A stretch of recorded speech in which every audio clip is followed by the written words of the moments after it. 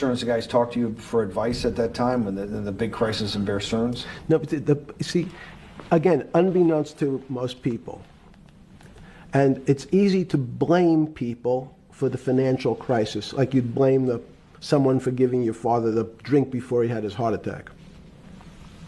But what really happened, the real enemy of the finance system was Bill Clinton.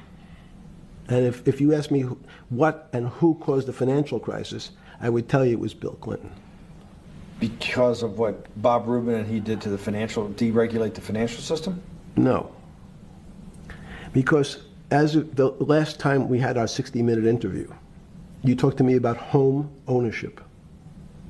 And you asked me whether everyone should own a home. And I told you no, it's too risky.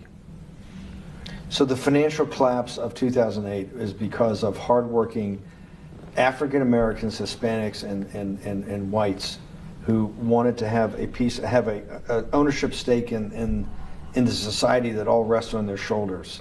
They're the culprits. No, not at all.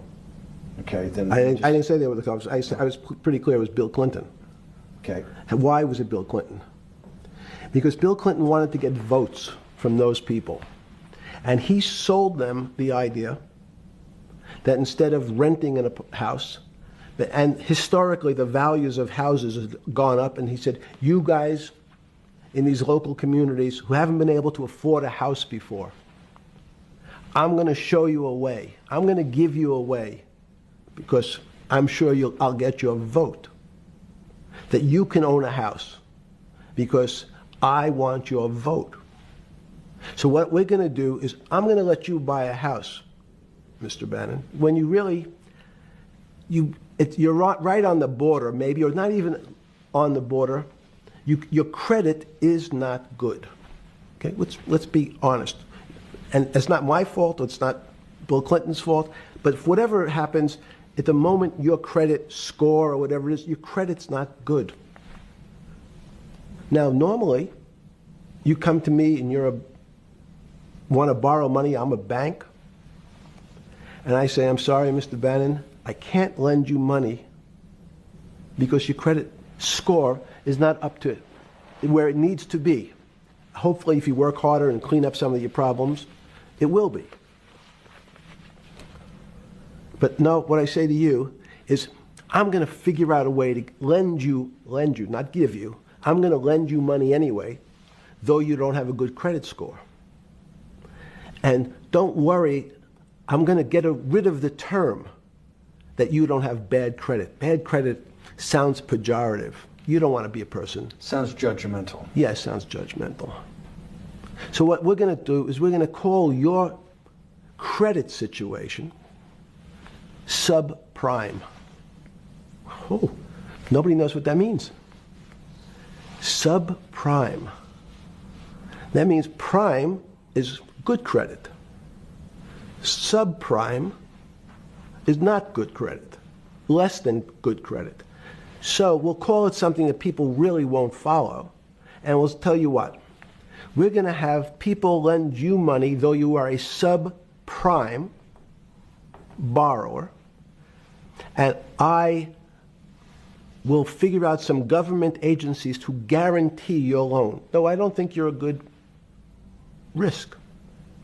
So the banks say, no, no, no, we don't want, initially, the bank said, sorry, this is too risky, Mr. President, for us. We're in the business of managing risk. It's not our money. It's the hard-working people's money sitting in our bank. We can't lend to people whose credit is not prime. You're asking us to lend to people who are subprime. And he says, here's the key, if you don't, Mr. Bannon, I'm going to make sure the Justice Department charges you with discriminatory lending because you refuse to lend to my subprimers. In business terms, you should never lend to. But what we'll do is I'm going to form an agency called Fannie Mae and Ginnie Mae, just another agency names. They'll guarantee your loan. So don't worry.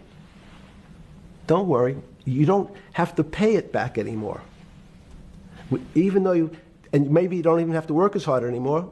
That's probably a harsh statement, but these players, these two big firms, Fannie Mae, will guarantee the fact that that bank will receive its money.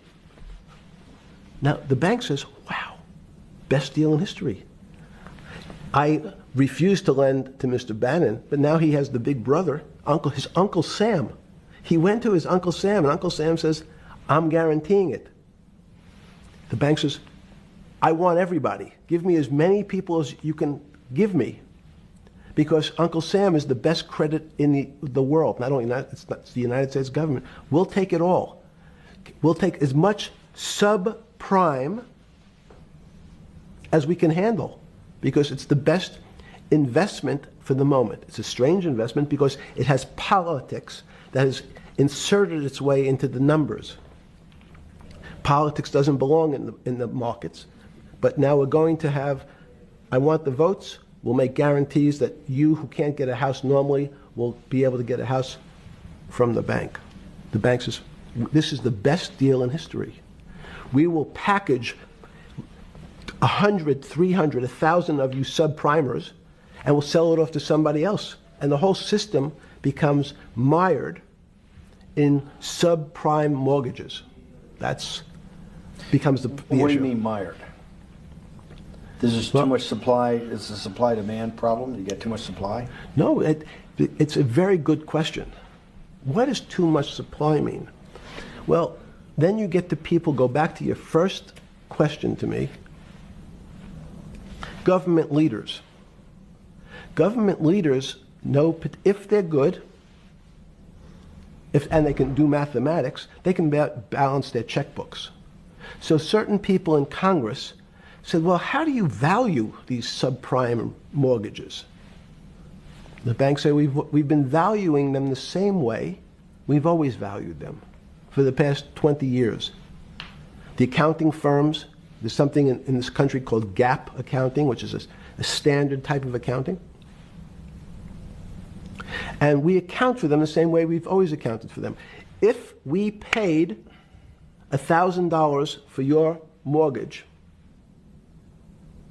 last night, when we put it on our books today, we're going to say its value is $1,000. It makes sense. I paid for it what's its value? It's $1,000. That's what I paid for it last night. No. The Congress people said, that's not really a good answer, you know. That doesn't give us confidence that you know what you're doing. Because what happens if you have to sell it tomorrow morning? Something's happened and you have to sell it. Remember, there's kinds of stress tests. Would you be able to value it at what you paid for it the day before? And Wall Street says, that's not the way you can think about this. This is crazy. We always value things at the cost from the day before. And they changed the accounting method, in essence, to say not what it was worth yesterday, but if I have to sell, what would it be worth? That's impossible. So what happens is every bank now has to value something they bought yesterday at lower than they paid. Never before in 20 years did they have to do this. So something they bought at 1,000, on their books was 1,000, is now 990.